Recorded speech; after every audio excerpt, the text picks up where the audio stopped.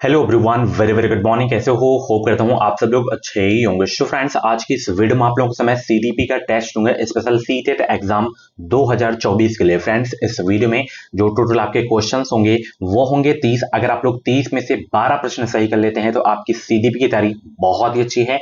चलिए वीडियो को स्टार्ट करते हैं। अगर आप पेपर 1 पेपर 2 की तैयारी कर रहे हैं तो दोनों लेवल के लिए ये वीडियो है। ओके, चलिए यहाँ पे डेली क्लासेस का टाइमिंग आप सभी लोग देख सकते हो, तो टाइम से आप क्लास पे आ जाया करो डेली। बाकी क्लासेस आपको प्लेलिस्ट में मिल जाएंगे, तो एक बार आप प्लेलिस्ट जरूर से जरूर आप चेक कर लेना। पहला प्रश्न आपकी स्क्रीन पे है कि बच्चों के प्राथमिक वर्षों में विकास का क्रम है सरल से जटिल की तरफ होता है, या अमूर्त से मूर्त की तरफ होता है, या वैश्विक से स्थानिक की ओर होता है, या विशिष्ट से सामान्य की ओर होता है? बताएंगे सब लोग। पहला का राइट आंसर क्या हो जाएगा? बच्चों के प्राथमिक वर्षों में विकास का क्रम है कौन सा? बताएंगे सब लोग। तो यहां पे सरल से जटिल की तरफ होता है, ठीक है ना। तो पहला आपका बिल्कुल करेक्ट हो जाएगा। अगला प्रश्न आपकी स्क्रीन पे है, भाषा के विकास के लिए संवेदनशील काल कौन सा है? स्टार लगा के नोट कर लेना, बहुत इंपॉर्टेंट क्वेश्चन आपके एग्जाम के लिए। बताएंगे सब लोग। भाषा के विकास के लिए संवेदनशील काल कौन सा है? आरंभिक बाल्यावस्था, माध्यमिक बाल्यावस्था, या किशोरावस्था, या प्रसव पूर्व अवस्था? तो भाषा के विकास के लिए संवेदनशील काल है आपका बाल अवस्था, आरंभिक आपका, ठीक है ना, आरंभिक बाल्यावस्था। पहला ऑप्शन बिल्कुल करेक्ट हो जाएगा। नेक्स्ट क्वेश्चन, वह प्रक्रिया जिसमें बच्चे समाज में अपनी भूमिका को सीखते हैं कहलाती है क्या? बताइए सब लोग, क्या कहलाती है? समाजीकरण, या समावेशन, या समायोजन, या जो है अनुकूलन, क्या कहलाता है?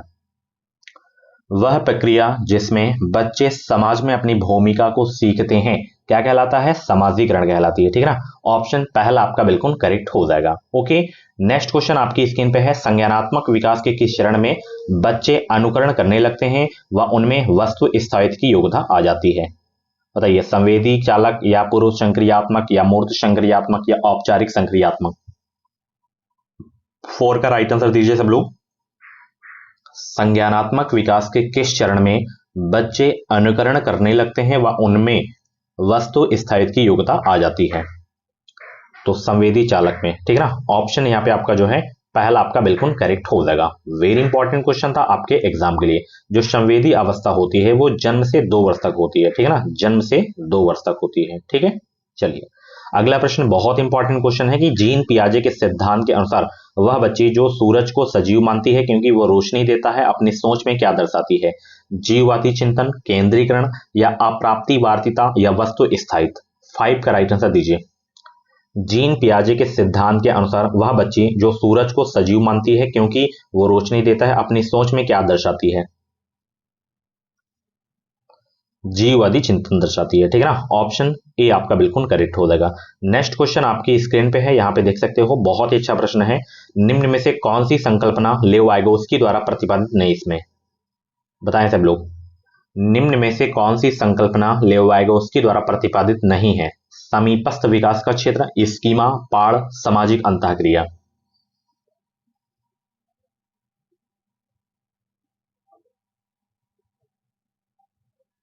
तो इसमें आपका स्कीमा नहीं है, ठीक है ना। ऑप्शन दूसरा आपका बिल्कुल करेक्ट हो जाएगा। अगला प्रश्न है, लेव वाइगोस्की के सिद्धांतों के निहितार्थ के अनुरूप कौन सा कथन शैक्षिक प्रणाली के लिए सही है? विद्यार्थियों में सहयोग के बजाय प्रतिस्पर्धा को प्रोत्साहित करना, या वांछनीय व्यवहार को इनाम द्वारा बढ़ावा देना, व अवांछनीय व्यवहार को सजा द्वारा घटाना, या उपयुक्त इशारे व संकेत प्रदान कर विद्यार्थियों को पाड़ देना, या उद्दीपन व प्रतिक्रिया के बीच अनुबंधन को प्रोत्साहित करना? इसका राइट आंसर क्या हो जाएगा? जवाब दीजिए 7 का। बहुत अच्छे, सभी को गुड मॉर्निंग, सभी को गुड मॉर्निंग।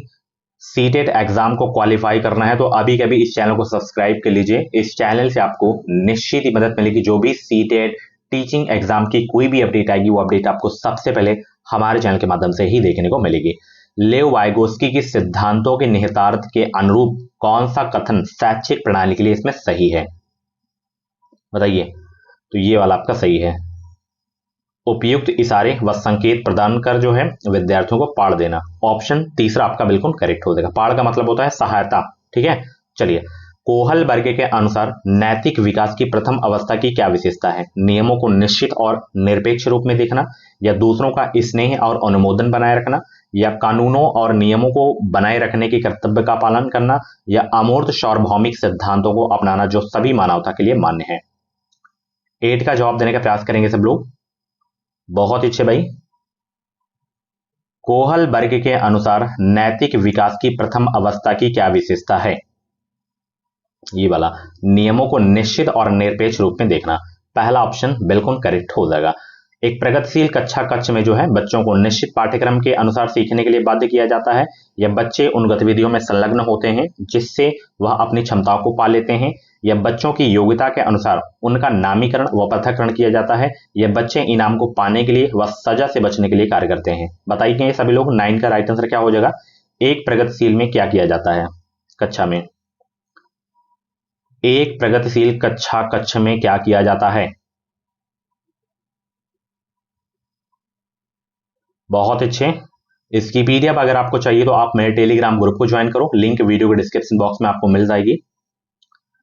तो एक प्रगतिशील कक्षा कक्ष में बच्चों की योग्यता के अनुसार उनका नामीकरण व पृथक्करण किया जाता है। तो यहां पे तीसरा ऑप्शन बिल्कुल करेक्ट हो जाएगा।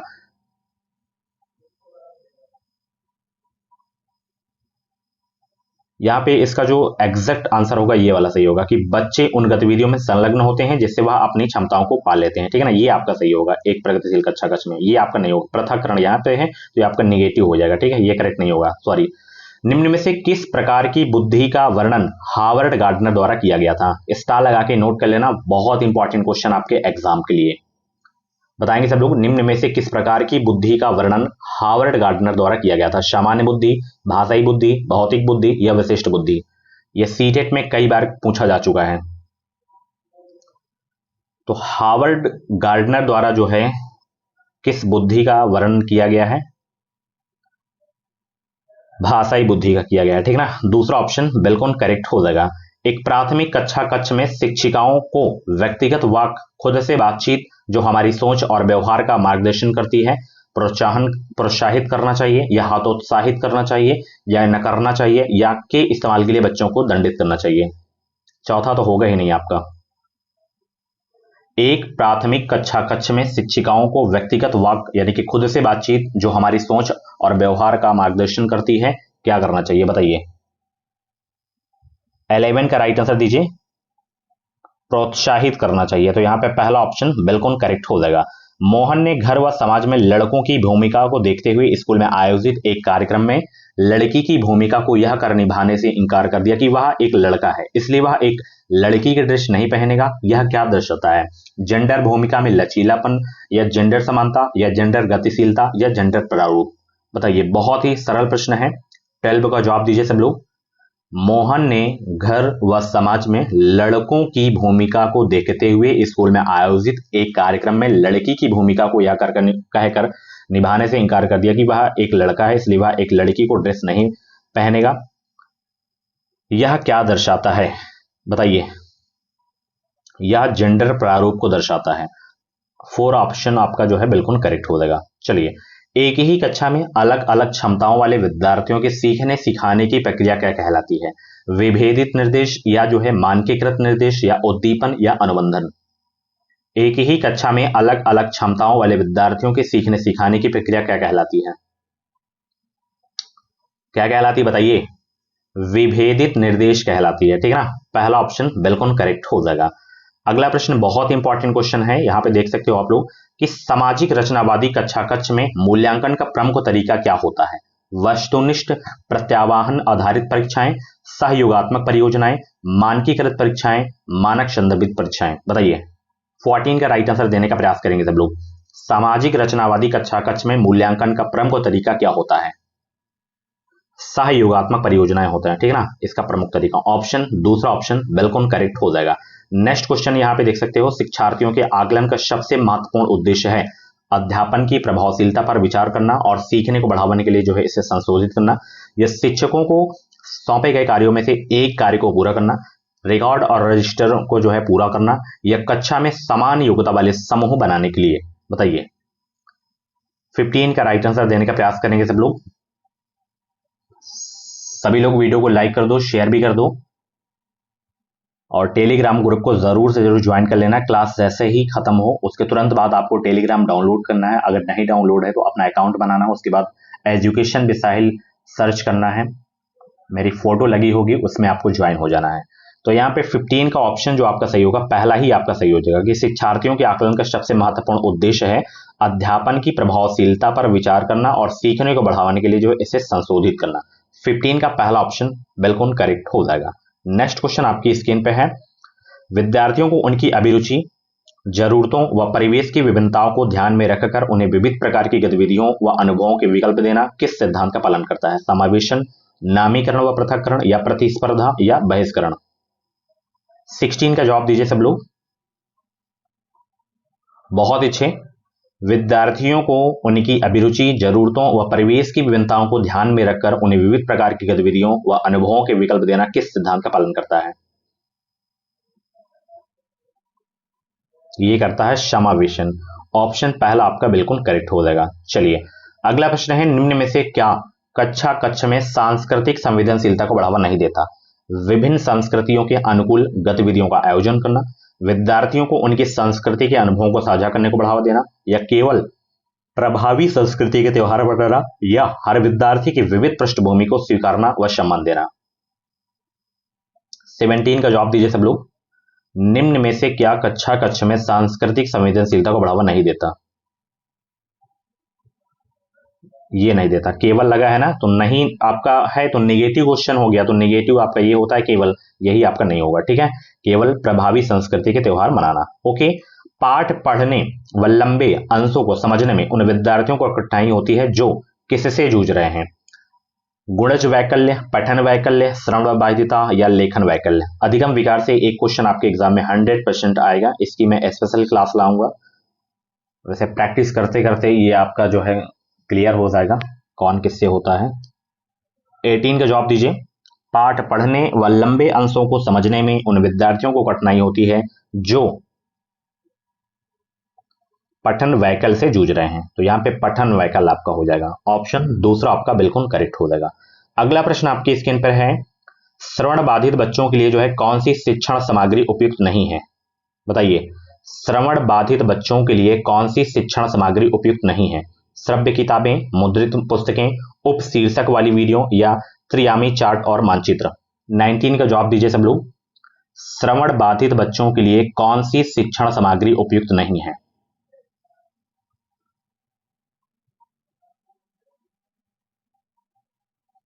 तो मुद्रित पुस्तकें तो उपयुक्त हो जाएंगी, उपशीर्षक वाली वीडियो भी हो जाएंगी, त्रियामी चार्ट और मानचित्र भी हो जाएगा, श्रव्य किताबें नहीं होगी उपयुक्त उनके लिए। ठीक है ना, तो 19 का पहला ऑप्शन बिल्कुल करेक्ट हो जाएगा। एक शिक्षिका को अपनी कक्षा में सृजनात्मक बच्चों की पहचान करने के लिए किस प्रकार के प्रश्न पूछने चाहिए? रिक्त स्थान पूर्ति वाले प्रश्न, सही मिलान करने वाले प्रश्न, सही और गलत उत्तर विकल्प वाले प्रश्न, खुले जवाब वाले प्रश्न? बताइए, 20 का जवाब दीजिए सब लोग। एक शिक्षिका को जो है अपनी कक्षा में सृजनात्मक बच्चों की पहचान करने के लिए किस प्रकार के प्रश्न पूछने चाहिए?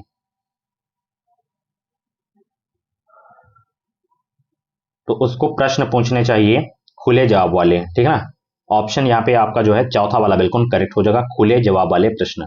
नेक्स्ट क्वेश्चन यहाँ पे देख सकते हो, यह महत्वपूर्ण है कि बच्चा अपने साथ जो अनुभव स्कूल में लाता है उन्हें नजरअंदाज किया जाना चाहिए, या उन्हें नकारा जाए, या उन्हें आगे बढ़ाया जाए, या उनकी उपेक्षा की जाए? इसका राइट आंसर क्या होगा? बहुत ही सरल प्रश्न है, जवाब दीजिए इसका राइट आंसर क्या हो जाएगा।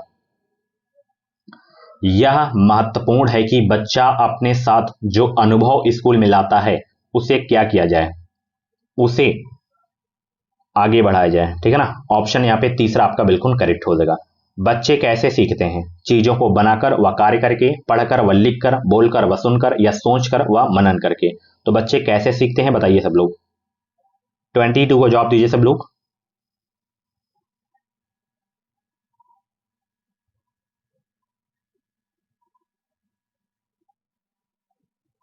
तो बच्चे चीजों को बनाकर व कार्य करके भी सीखते हैं, पढ़कर व लिखकर भी सीखते हैं, बोलकर व सुनकर भी सीखते हैं, एंड सोचकर व मनन करके। इन सभी के द्वारा जो है बच्चे सीखते हैं। यहाँ पे ऑप्शन चौथा वाला बिल्कुल करेक्ट हो जाएगा। ओके, चलिए अगला प्रश्न है, किस कक्षा में विद्यार्थी बेहतर ढंग से सीखेंगे? शिक्षक ज्ञान यहाँ पे देख सकते हो, शिक्षक ज्ञान के जो है निष्क्रिय स्थानांतरीकरण पर बल देता है। यह शिक्षक मानता है कि केवल उच्च बुद्धिलब्धि वाले बच्चे ही शैक्षिक कार्य में अच्छा कर सकते हैं। यह शिक्षक बच्चों को उनकी गति के अनुसार सीखने की अनुमति देता है। यह शिक्षक सभी बच्चों के लिए मानकीकृत पाठ्यचर्या का पालन करता है। बताइए, बहुत ही सरल प्रश्न है। निगेटिव टैग वर्ड का ध्यान रखना आप लोग। जैसे जो आपका निष्क्रिय होता है, ये आपका जो है निगेटिव होता है। जैसे केवल मैंने आपको बताया, वो आपका निगेटिव होता है। निष्क्रिय आपका निगेटिव होता है। 23 का जवाब दीजिए। तो यहाँ पे ये आपका नहीं होगा क्योंकि निष्क्रिय है यहाँ पे, और यहाँ पे केवल है तो ये भी नहीं होगा, ठीक है ना। शिक्षक जो है बच्चों को उनकी गति के अनुसार सीखने को अनुमति देता है। तो यहाँ पे ये तीसरा आपका बिल्कुल सही हो जाएगा। मानकीकृत पाठ ये आपका जो है निगेटिव होता है, ठीक है। चलिए, जब शिक्षक बच्चों के अनुभवों को कक्षा में शामिल करते हुए उनके सामाजिक सांस्कृतिक संदर्भ से उदाहरण देता है, तब वह बच्चों में किस भावना को प्रोत्साहित करता है? अपनापन या हीनता या क्रोध या अलगाव? बताइए। जब शिक्षक बच्चों के अनुभवों को कक्षा में शामिल करते हुए उनके जो है सामाजिक सांस्कृतिक संदर्भ से उदाहरण देता है, तब वह बच्चों में किस भावना को प्रोत्साहित करता है? अपनापन को प्रोत्साहित करता है, ठीक है ना। यहाँ पे पहला ऑप्शन बिल्कुल करेक्ट हो जाएगा। अगला प्रश्न आपकी स्क्रीन पे है, समस्या समाधान की प्रक्रिया किससे बेहतर होती है? तार्किक सोच से, या जो है निष्क्रिय अनुसरण से, या प्रतिक्रिया सेट से, या प्रक्रियात्मक स्थिरता से? समस्या समाधान की प्रक्रिया किससे बेहतर होती है? ये तार्किक सोच से बेहतर होती है, ठीक है ना। पहला ऑप्शन बिल्कुल करेक्ट हो जाएगा। अगला प्रश्न है, बच्चों की भ्रांतियां व त्रुटियां सीखने सिखाने की प्रक्रिया में बेहद हानिकारक है, या जो है बच्चों के अविवेकी चिंतन को दर्शाती है, या बच्चों की सोच में झांकने के अर्थपूर्ण मौके देती है, या वयस्कों से उनकी हीनता को दर्शाती है? 26 का राइट आंसर दीजिए। बच्चों की भ्रांतियां व त्रुटियां जो हैं बच्चों की सोच में झांकने के अर्थमोड़ के जो है मौके देती है। तो यहाँ पे तीसरा ऑप्शन बिल्कुल करेक्ट हो जाएगा। ओके, नेक्स्ट क्वेश्चन आपकी स्क्रीन पे है, डैश इस बात का संकेत है कि शैक्षिक गतिविधियां बच्चे के लिए यांत्रिक व दोहराव वाली हो गई है तथा उसकी रुचि की नहीं? बताइए क्या होगा यहाँ पे? आनंद, उत्सुकता, उत्साह या ऊब? बहुत ही अच्छा प्रश्न है, बिल्कुल सरल प्रश्न है। तो यहां पे आएगा कि ऊब। ऊब जो है इस बात का संकेत है कि शैक्षिक गतिविधियां बच्चे के लिए यांत्रिक व दोहराव वाली हो गई है तथा उसकी रुचि की नहीं है। तो यहाँ पे ऊब आपका आएगा, क्या आएगा? ऊब आएगा, ठीक है। चलिए अगला प्रश्न है, यहाँ पे देखिए अब जो है अविघटन और कारण वाले क्वेश्चन आपको देखने को मिलेंगे। हर सब्जेक्ट में इसके दो दो क्वेश्चन, तीन तीन क्वेश्चन आपको देखने को मिलेंगे, ठीक है। और इसको अच्छे से पढ़ना। जैसे यहाँ पे अविघटन क्या है? बच्चों में सजा का डर पैदा करके सीखने को सुसाध्य किया जाना चाहिए। ये तो आप, मुझे तो नेगेटिव लग रहा है, ठीक है ना। कारण आर क्या है? इनाम व सजा अर्थपूर्ण सीखने में बेहद प्रभावशाली है। तो इसमें बताइए कौन सा सही है, कौन किसकी सही व्याख्या करता है, ये आपको बताना है। ऑप्शन देख लीजिए फिर आप लोग बताइए। 28 का जवाब दीजिए सब लोग। मैंने आपको बताया जैसे यहाँ पे क्या है कि बच्चों में जो है सजा का डर पैदा करके सीखने को सुसाध्य किया जा सकता है। डर तो पैदा ही नहीं करना है, तो ये आपका गलत हो गया है, ठीक है। अब कारण क्या है? इनाम व सजा अर्थपूर्ण सीखने में बहुत महत्वपूर्ण है। नहीं, ये सजा यहाँ पे है ना, तो निगेटिव ये भी आपका हो जाएगा। तो दोनों आपका जो है निगेटिव है, तो दोनों आपका गलत हो जाएगा। ए और आर दोनों आपका गलत है। रीजनिंग आप लोग पढ़े होंगे ना, तो बस वही है आपका रीजनिंग का ये क्वेश्चन है। निम्न में से कौन सा कारक सीखने को प्रभावित करता है? विद्यार्थियों की अभिरुचि, संकल्पना की कथित जो है प्रासंगिकता, या जो है विद्यार्थियों का विकासात्मक स्तर, या सीखने सिखाने की पद्धतियां? इसका राइट आंसर क्या होगा? निम्न में से कौन सा जो है कारक सीखने को प्रभावित करता है?